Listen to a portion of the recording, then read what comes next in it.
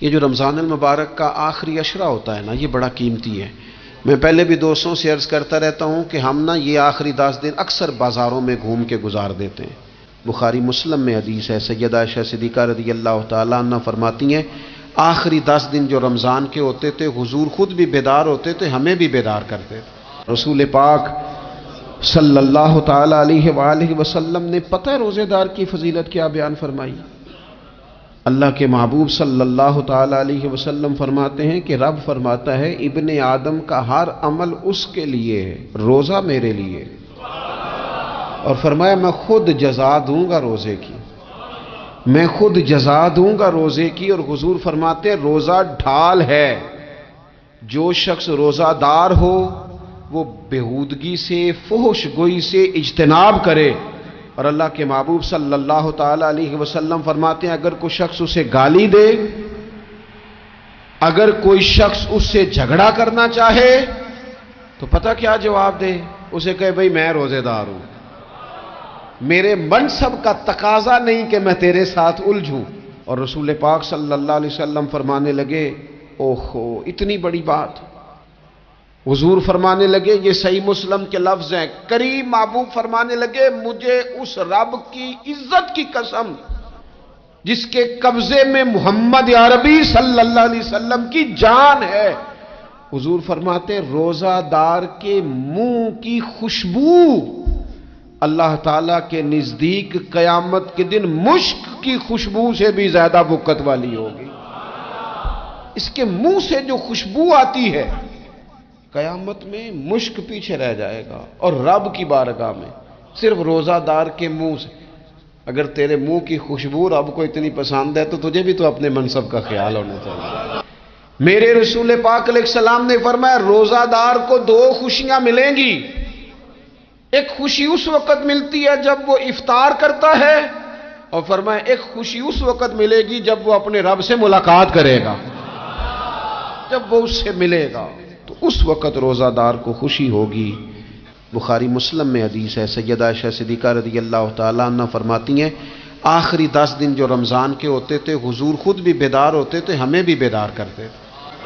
یہ راتیں بیدار رہنے کی ہیں، شب قدر کی تلاش کی ہیں۔ نبی پاک نے اعتکاف فرمایا ہے، کوشش کریں جو تو اعتکاف بیٹھ رہے ہیں وہ تو بڑے باعث مبارکباد ہیں، جو نہیں بھی نہ بیٹھ رہے وہ بھی اپنے اپنے علاقے کی مساجد میں کوشش کریں 1 رات مل جائے، 2 مل جائیں، 4 مل جائیں، جتنا اضافی ٹائم ملے آخری 10 دنوں میں وہ مسجد میں گزاریں۔ زیادہ سے زیادہ وقت قرآن پاک پڑھیں، استغفار پڑھیں، درود پاک پڑھیں، یہ 3 ہی وظیفے ان کے ساتھ۔ اور رات کا وقت کوشش کریں قیام میں گزرے، نوافل میں گزرے، جہاں جہاں بھی آپ اس کو ہم نے ضائع نہیں کرنا، تو جہاں موقع ملے کوشش فرمائیں، یہ وقت ضائع کرنے والا نہیں ہے۔ یاد آتی ہے تو آنسو بھی نکلتے ہیں، دعا بھی نکلتی ہے۔ تھے کچھ لوگ پچھلے سال جو اس سال موجود نہیں ہیں، وقت تیزی سے گزر رہا ہے تو یہ سعادتیں بڑی قیمتی ہیں، ان کو ضرور حاصل فرمائیں۔ میرے دوستو خوشی تو جو ہوگی سو ہوگی، لیکن یہ لفظ بڑے حسین نہیں کہ روزہ دار کی رب سے ملاقات ہوگی، یہی لفظ بڑے باکمال نہیں؟ ایک روایت میں تو یہ ہے نا کہ روزہ میرے لیے ہے میں اس کی جزا دوں گا، اور ایک روایت میں یہ ہے کہ روزہ میرے لیے ہے اور رب فرماتا ہے میں خود روزے کی جزا ہوں، یعنی باقی نیکیوں پر ثواب ملے گا، روزہ رکھنے والے کو رب رحمان ملے گا۔ نبی اکرم صلی اللہ تعالی علیہ وسلم کے امت کے صوفیاء نے نا کچھ چیزوں کو بڑا کھولا ہے۔ عارف رومی کہتے ہیں کہ ایک دن نا محمود غزنوی نے خزانوں کے دروازے کھول دیے اور فرمایا بھئی میں نے آج ہر چیز کھول دی ہے، جو جس چیز پہ ہاتھ رکھے گا وہ اسی کی ہو جائے گی۔ لوگ دوڑے، کوئی سونے کی طرف، کوئی چاندی کی طرف، کوئی جائیدادوں کی طرف، کوئی خزانے کی کنجیوں کی طرف، کوئی بڑے بہترین گھوڑے اور اونٹوں کی طرف، لوگ دوڑ گئے، جو جس پہ ہاتھ رکھے گا اسی کا۔ سب بھاگ گئے، ایاز بیٹھا ہے، نہ وہ حسن میں رہی شوخیاں، نہ وہ عشق میں رہی گرمیاں، نہ وہ غزنوی میں تڑپ رہی، نہ وہ خم ہے زلف ایاز میں، وہ لذتیں کہاں۔ ایاز چپ کر کے بیٹھا ہے۔ پھر محمود نے ایاز کی طرف مخاطب کر کے کہا ایاز اٹھنا نہیں، آج لوٹ سیل لگ گئی ہے، جو جس چیز پہ ہاتھ رکھے گا اسی کی۔ ایاز کہنے لگا بات پکی ہے نا؟ تو محمود خوش تھے، موڈ بڑا اچھا تھا، کہا بالکل پکی ہے۔ تو ایاز کہنے لگے چلو ٹھیک ہے۔ ایاز اٹھے، پیچھے سے جا کے نا تو محمود کے کندھے پہ ہاتھ رکھ دیا، محمود کے کندھے پہ ہاتھ رکھا۔ محمود کہنے لگے یہ کیا بات کا، آپ سے میں نے پوچھا تھا بات پکی ہے، جو جس پہ ہاتھ رکھے گا اسی کا نا۔ تو تھوڑی دیر پہلے مسکراتے چہروں میں آنسو آ گئے، ایاز بھی روئے تو محمود بھی روئے۔ کہا بادشاہ پکا رہنا، وہ جن کو خزانے چاہیے تھے وہ دوڑ گئے، مجھے تو چاہیے۔ لنگ کئی مہینے تے برس گئے تے تیری دید نو دیدے ترس گئے، تیری تو ملے گا۔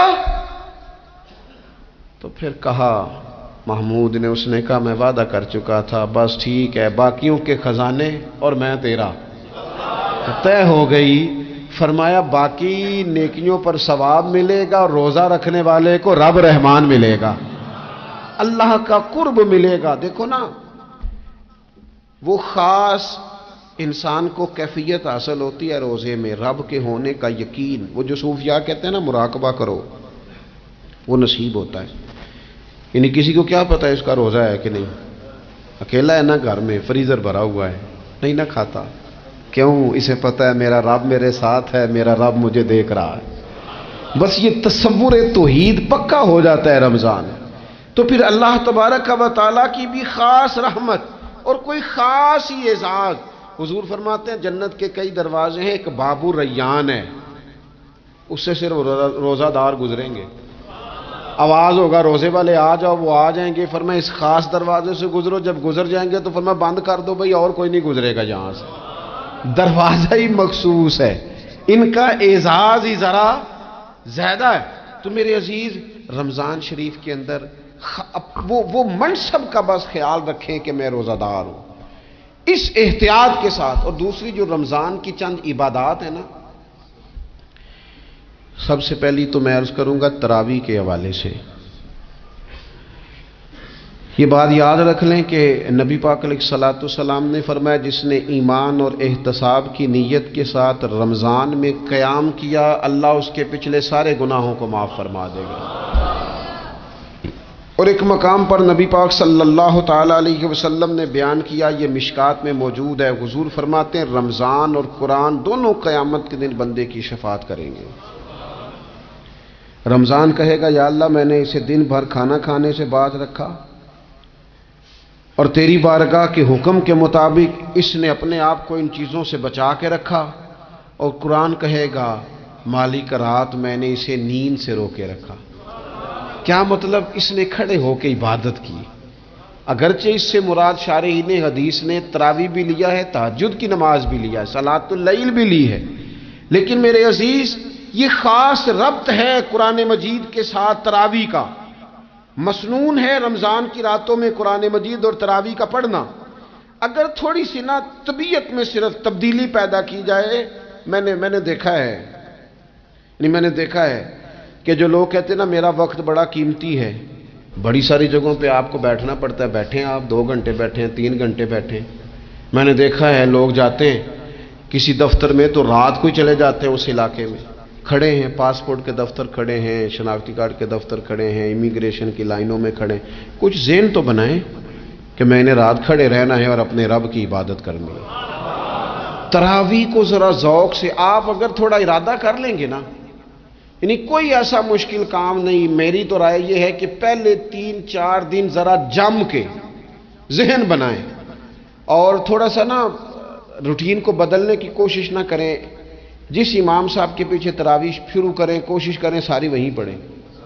روٹین بدلنے سے بھی سستی آتی ہے، ایک دن یہاں گئے، 2 دن وہاں گئے، تو یہ روٹین بدلنے سے بھی بعض اوقات سستی آتی ہے۔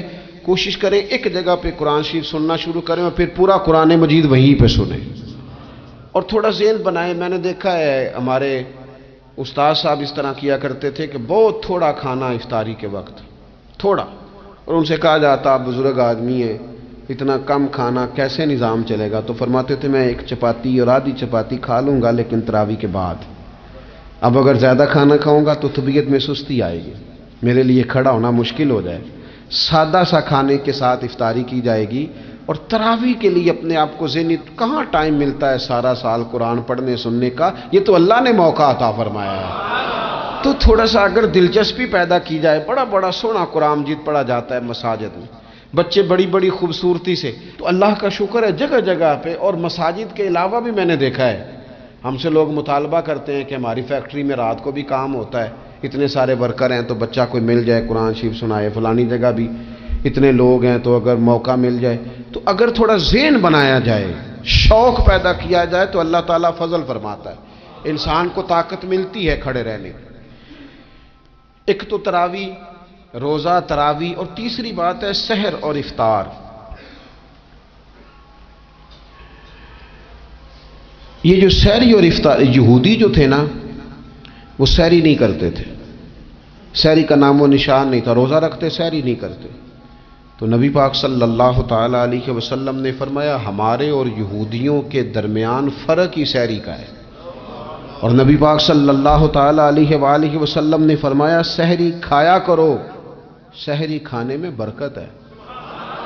اور اگلی بات سننی آپ نے تو خوش ہو جانا ہے، سحری کو معمولی نہ سمجھے، سحری کرنا عبادت ہے۔ ہاں آپ مت سمجھیں کہ میں روٹی کھا رہا ہوں، یہ تو میرے سامنے دہی رکھا ہوا ہے، یہ تو سالن رکھا ہوا ہے، یہ تو اچار رکھا ہے، تو چپاتیاں رکھی ہیں۔ سحری کھانا عبادت ہے۔ آپ صبح اٹھے، آپ کی تو روٹین ہی اور تھی، تو 7 بجے کھاتے تھے، 9 بجے کھاتے تھے۔ یہ جو آپ صبح کھا رہے ہیں اٹھ کے سحری میں، اپنی مرضی سے تھوڑی کھا رہے ہیں، یہ تو کسی کے کہنے سے کھا رہے ہیں، یہ تو کسی کے بٹھائے بیٹھے ہیں۔ یہ جو سحری کا لنگر ہے یہ رب رسول کی رحمت کے ساتھ عطا ہوتا ہے، یہ کرم ہے، یہ اللہ رسول کے بٹھائے بیٹھے۔ کیا میرے رسول پاک صلی اللہ تعالی علیہ وآلہ وسلم نے بات کھولی ہے، ترغیب و ترہیب میں حدیث ہے، اللہ کرے یہ کبھی چسکا لگ جائے، یہ والا مزہ آ جائے، تو پھر تو گھر میں دسترخوان نہیں بچھا ہوا ہوگا، پھر تو رنگ ہی کوئی اور ہوگا۔ حضور فرماتے اللہ تعالی اور اس کے فرشتے سحری کھانے والوں پر رحمتوں کا نزول فرماتے ہیں۔ کھائی روٹی جا رہی ہے، پکا ہوا کھانا ہے، لیکن حضور فرماتے ہیں رب بھی رحمتیں فرما رہا ہے، اور اللہ کے حکم سے فرشتے بھی رحمتوں کا نزول کر رہے ہیں۔ ایک رمضان المبارک وہ عزت اور عظمت والا مہینہ ہے جس کا تعارف کسی عام آدمی نے نہیں، رب کریم کے قرآن نے بیان فرمایا ہے اور میرے مصطفیٰ کریم کی زبان اطہر نے بیان فرمایا ہے۔ لیکن آنے سے پہلے بخاری مسلم میں حدیث ہے، حضرت سلمان فارسی رضی اللہ تعالیٰ عنہ کہتے ہیں رمضان شروع ہونے سے پہلے نبی پاک نے ہمیں مسجد میں بلایا اور خطبہ ارشاد فرمایا باقاعدہ، اور ارشاد فرمایا لوگو تم پر ایک مہینہ آنے والا ہے جس میں اللہ اپنے بندوں پر خاص قسم کی رحمتوں کا نزول فرماتا ہے۔ خود رسول پاک نے ہمیں کس قدر زیادہ اس مہینے کا اکرام کرنا ہے اور کس قدر زیادہ اس کو اہمیت دینی ہے اور کس قدر زیادہ ہمارے لیے وہ باعث عظمت ہے کہ جس مہینے کے فضائل خود رسول پاک علیہ السلام نے بیان فرمائے، اور نبی پاک صلی اللہ علیہ وسلم نے فرمایا کہ اس مہینے میں تم نفل پڑھو گے تو اللہ فرض کے برابر ثواب عطا فرمائے۔ حضرت انس بن مالک رضی اللہ تعالیٰ عنہ فرماتے ہیں جب نبی پاک علیہ السلام نے رمضان کی شان بیان کی تو صحابہ کا یہ مزاج بن گیا کہ وہ اپنے سارے کام رمضان سے پہلے سمیٹ لیتے تھے، رمضان شریف سے پہلے سارے کام سمیٹ لیتے، لینے دینے کے معاملات صاف کر لیتے، خریداری ہو جاتی، گھر کے اندر کوئی کام کرانا ہوتا تو وہ رمضان سے قبل کرا لیتے، یکم رمضان کو وہ مسجدوں میں ڈیرے لگا لیا کرتے، وہ کہتے تھے نیکیاں جمع کرنے کے ایام۔ سب سے مصروف ترین زندگی ہمارے نبی پاک صلی اللہ علیہ وسلم کی زندگی ہے۔ 23 سالوں میں نبی پاک علیہ السلام نے 2300 سالوں سے بھی زیادہ کام کیا، بڑا مصروف وقت تھا حضور کا، بڑا مصروف۔ ہمارے یہاں میں ایک جگہ پہ حاضر تھا تو ایک بزرگ تقریر فرما رہے تھے، وہ کہہ رہے تھے اب خانقاہوں میں جو اللہ اللہ ہو رہی ہے وہ چھوڑ کے باہر نکلو، اب میدان میں نکلنے کا دور ہے۔ تقریر ختم ہوئی تو میں نے کہا حضرت ناراض نہ ہوئیے گا، ویسے کون سی خانقاہ میں اللہ اللہ ہو رہی ہے جہاں سے آپ باہر نکالنا، تو دور ہی گزر گیا اللہ اللہ کرنے کا۔